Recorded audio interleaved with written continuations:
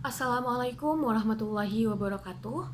Perkenalkan, nama saya Dewi Safitri, NIM 2020 1036 0311 399. Saya berasal dari Prodi Hubungan Internasional.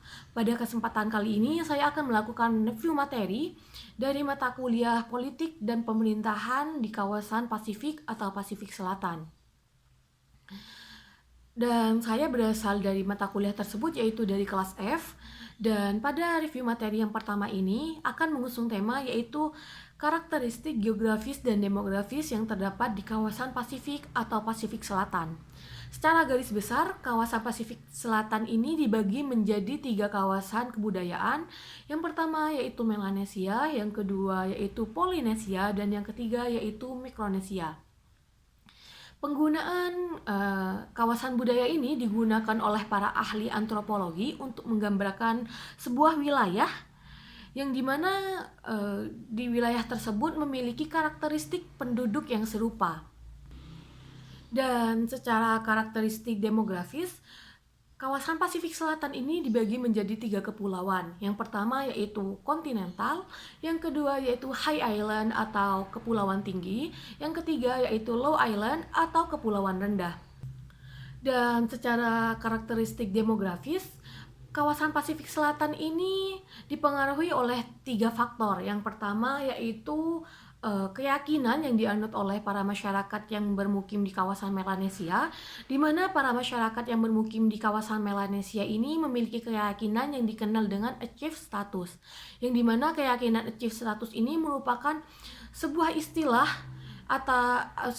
yang didefinisikan bahwa bagi masyarakat yang tinggal di kawasan Melanesia ini, apabila ingin mendapatkan sebuah status atau kedudukan, baik itu di ranah politik maupun pemerintahan, para masyarakat dari kawasan Melanesia ini harus berusaha menggunakan kemampuan dan skill yang mereka miliki. Sehingga dengan kata lain, jika mereka ingin mendapatkan kedudukan yang terpandang di sistem pemerintahan di kawasan tersebut, maka mereka harus menggunakan skill dan juga kemampuan yang mereka miliki. Dan sistem demografis yang kedua yang mempengaruhi kawasan Pasifik Selatan ini yaitu keyakinan yang dimiliki oleh masyarakat yang bermukim di kawasan Polinesia dan Mikronesia, di mana pada kawasan ini masyarakatnya memiliki keyakinan yang dikenal dengan ascribed status, di mana ascribed status ini merupakan sebuah status yang bisa dimiliki oleh masyarakat yang bermukim di kawasan Polinesia dan Mikronesia ini tanpa harus menggunakan atau mendapatkan status tersebut tanpa harus berusaha dengan kemampuan yang dimilikinya. Contoh status yang berada di kawasan Polinesia dan Mikronesia ini yaitu status kebangsawanan, yang dimana status kebangsawanan ini bisa dimiliki oleh seseorang tanpa harus melakukan upaya atau mendapatkan pengakuan dari masyarakat yang bermukim di kawasan Polinesia dan Mikronesia. Contohnya, apabila ada seseorang yang lahir di tengah-tengah keluarga bangsawan, maka anak tersebut tidak harus berusaha untuk mendapatkan pengakuan dari seluruh masyarakat yang berada di kawasan Polinesia dan Mikronesia. Karena sejak anak itu lahir di tengah kawasan bangsawan, maka anak tersebut secara mutlak sudah mendapatkan status kebangsawanannya dan diakui oleh seluruh masyarakat yang bermukim di kawasan Polinesia dan Mikronesia. Dan pengaruh demografis di kawasan Pasifik Selatan yang ketiga yaitu adanya imigran. Seperti yang kita ketahui bahwa kawasan Pasifik atau Pasifik Selatan ini merupakan salah satu kawasan yang menjadi tujuan bagi para imigran dari seluruh penjuru dunia, mulai dari imigran asal China, Thailand, Hindia, Malaysia, dan negara-negara lainnya di penjuru dunia.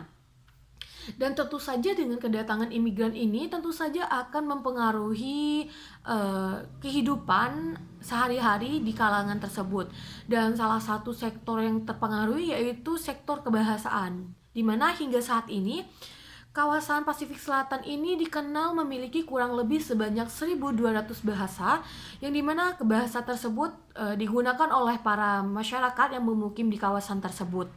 Dan sehingga dengan banyaknya bahasa yang terdapat di kawasan Pasifik Selatan ini, maka kawasan tersebut dikenal oleh dunia dengan kawasan yang unik karena kawasan tersebut memiliki banyak sekali bahasa yang digunakan oleh para masyarakatnya.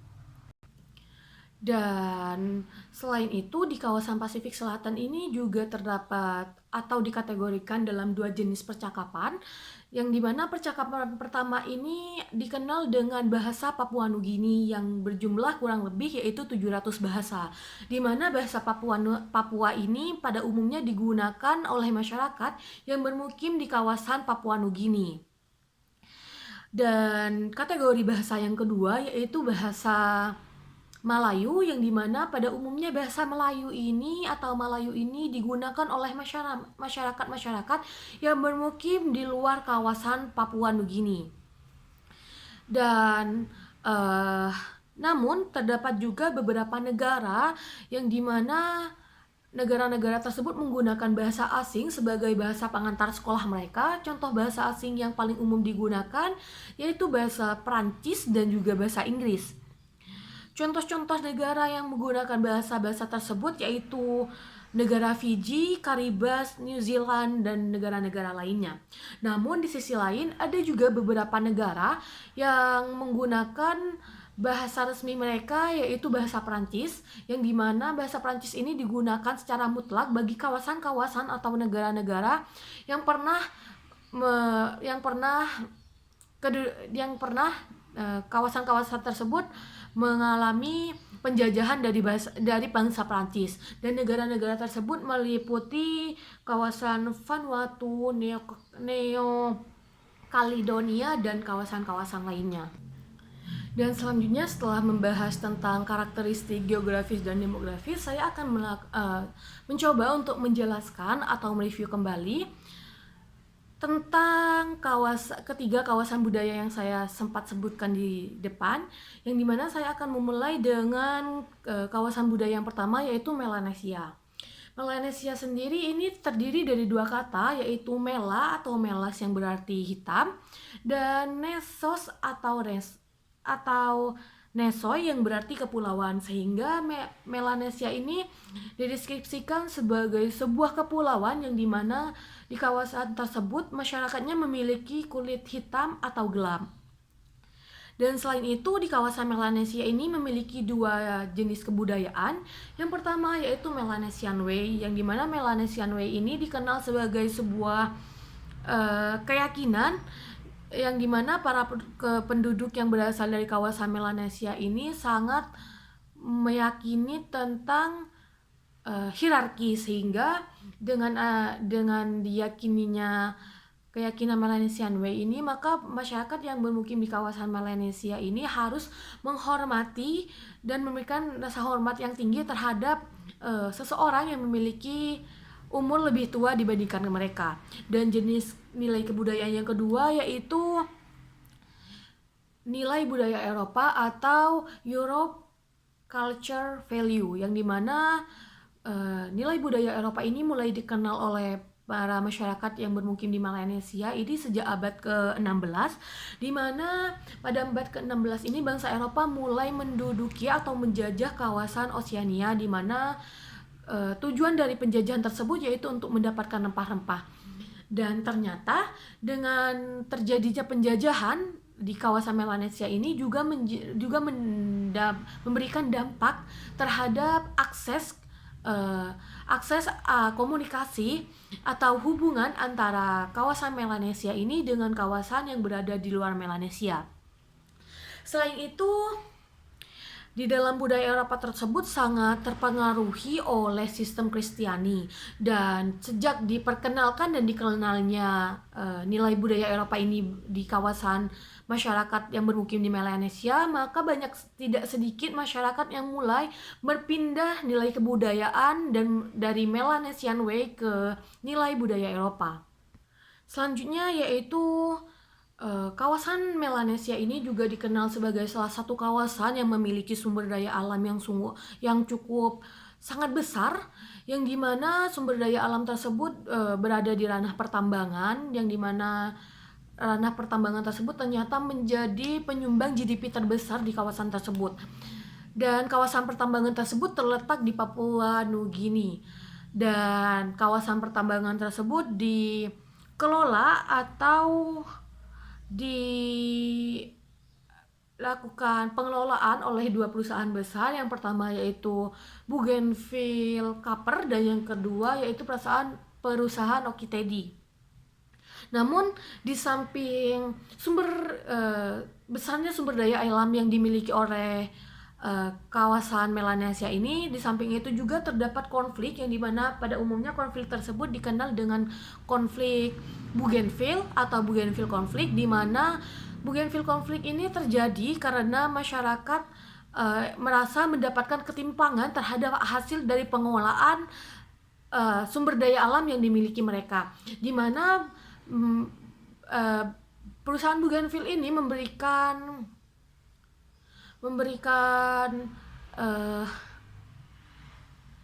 ketidakmerataan atau ketimpangan hasil dari eksploitasi yang dilakukan oleh perusahaan mereka, yang dimana masyarakat mendapatkan di kawasan tersebut masyarakat mendapatkan hasil yang lebih sedikit dibandingkan dengan hasil yang diperoleh oleh perusahaan tersebut.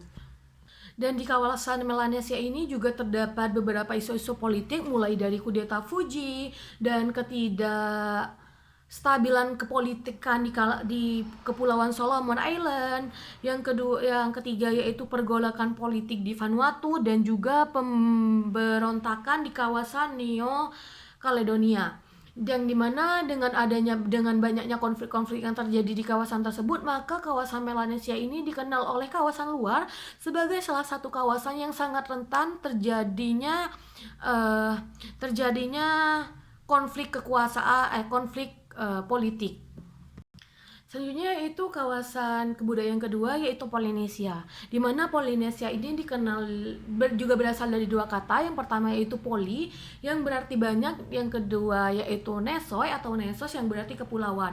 Pada awalnya kata nesoi ini digunakan oleh salah satu penulis yang berasal dari Perancis, di mana penulis tersebut menggunakan kedua kata tersebut untuk menggambarkan gugusan-gugusan pulau yang terdapat di kawasan Pasifik.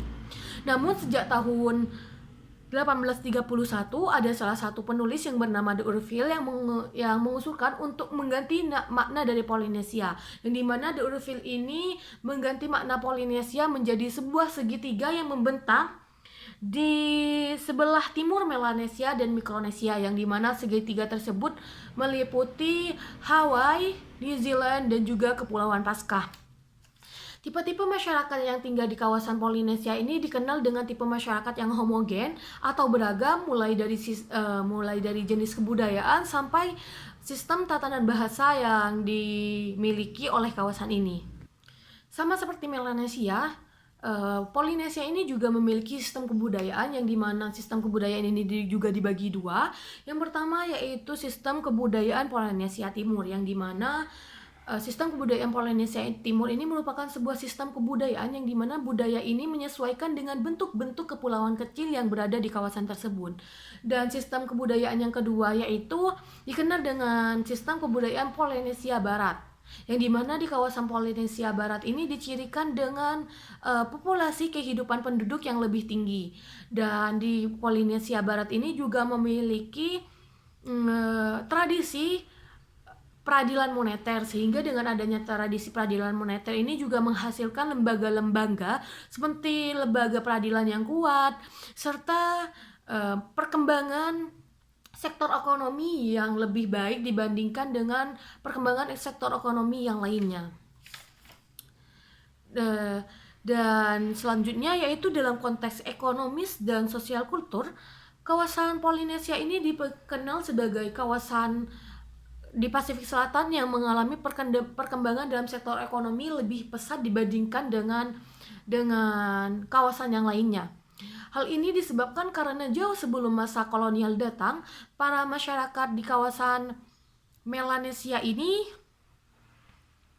di kawasan Polinesia ini sudah berhasil mengelola hasil tambang mereka yang berupa besi, sehingga dengan keberhasilan tersebut tentu saja berperan aktif dalam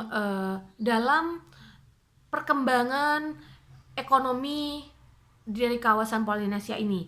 Selain dari sektor pertambangan, kawasan Polinesia ini juga memiliki kepulauan Hawaii, yang dimana kepulauan Hawaii ini tentu saja menjadi salah satu objek wisata yang banyak didatangi oleh turis ataupun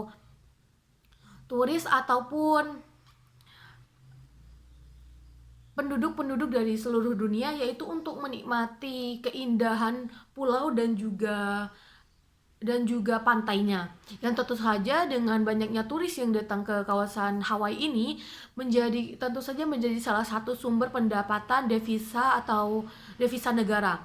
Selain itu, Polinesia ini juga juga memiliki negara atau kepulauan yang disebut dengan New Zealand, yang dimana New Zealand ini hingga saat ini dikenal sebagai salah satu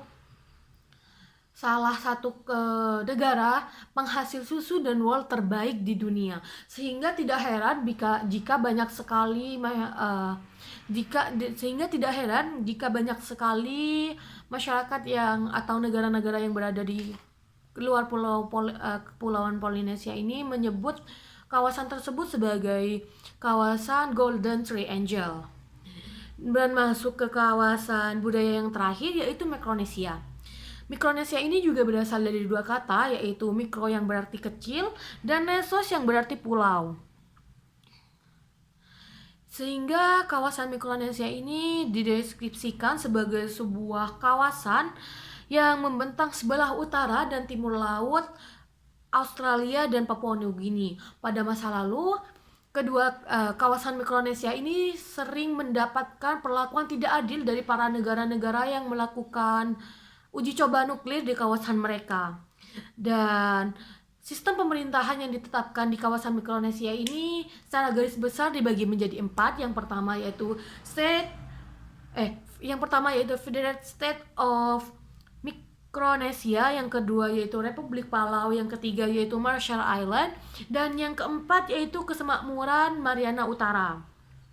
Dari keempat sistem pemerintahan yang diterapkan di kawasan Mikronesia ini, ternyata keempat sistem pemerintahan tersebut sangat erat kaitannya dengan Amerika Serikat, baik dalam sektor ekonomi dan sektor politik.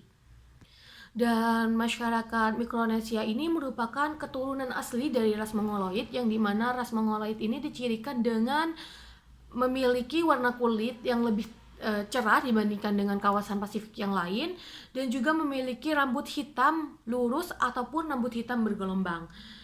Sebelum datangnya masa kolonialisme, masyarakat yang bermukim di kawasan Mikronesia ini menganut sebuah keyakinan yang dikenal dengan keyakinan panteistik, di mana keyakinan panteistik ini merupakan sebuah keyakinan, yaitu meyakini banyak Tuhan, di mana para masyarakat Mikronesia ini meyakini bahwa Tuhan adalah pengatur udara, pengatur kesehatan, serta pengatur kehidupan mereka. Namun sejak datangnya masa kolonialisme menduduki kawasan mereka, maka kawasan Mikronesia ini masyarakatnya mulai berpindah keyakinan yang dibawa oleh bangsa kolonialisme, yaitu keyakinan Kristiani dan juga keyakinan Katolik Roma.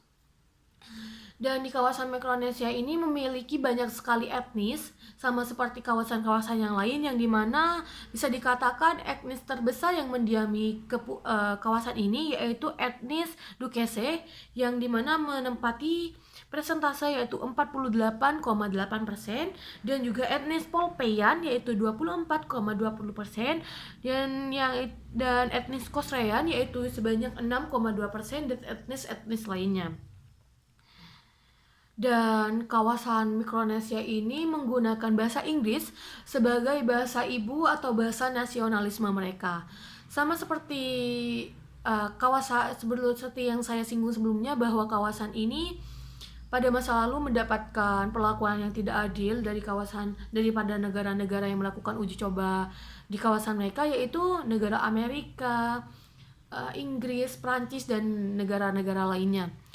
Yang dimana Salah satu saya ambil contoh yaitu uji coba yang dilakukan oleh Amerika Serikat, di mana Amerika Serikat ini menggunakan kawasan Mikronesia ini sebagai tempat untuk pengembangan dan juga uji coba nuklir tanpa adanya kompensasi terhadap penduduk yang tinggal di kawasan Mikronesia ini. Sehingga seperti yang kita tahu bahwa uji coba nuklir dan pengembangan nuklir ini juga sangat melibatkan zat-zat kimia dan juga bahan-bahan kimia yang sangat berbahaya apabila terpapar secara langsung kepada tubuh manusia secara berkesinambungan dan dalam jangka waktu yang lama. Dan akibat dari paparan tersebut, maka banyak sekali masyarakat yang tinggal di kawasan Mikronesia ini mengalami masalah kesehatan, mulai dari masalah penyakit kanker, tumor, dan lain-lainnya. Dan akibat dari uji coba nuklir tersebutlah masyarakat Mikronesia ini juga sudah mulai pada masa itu berusaha untuk melakukan protes terhadap para negara-negara yang melakukan uji coba nuklir di kawasan mereka. Sekian penjelasan review materi pertama dari saya dengan tema karakteristik geografis dan demografis di kawasan Pasifik Selatan. Kurang lebihnya mohon maaf. Wassalamualaikum warahmatullahi wabarakatuh.